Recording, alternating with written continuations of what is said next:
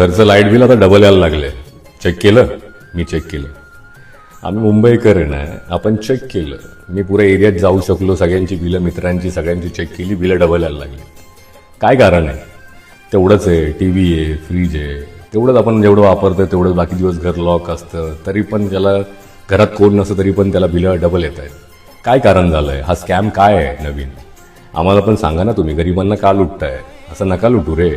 हे श्राप ना तुम्हाला खूप फेडायला लागतील, तुमच्या मुलांना पण फेडायला लागतील.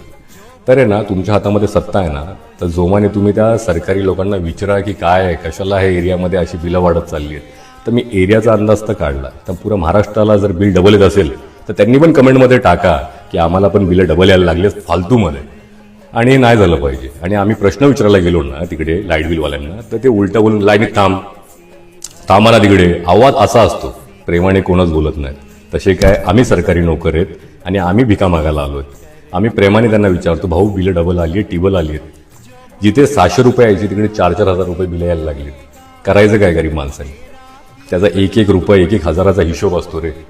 16,000 पगार आहे तर त्याच्यामध्ये एवढं बिल येतं, एवढं राशन येतं.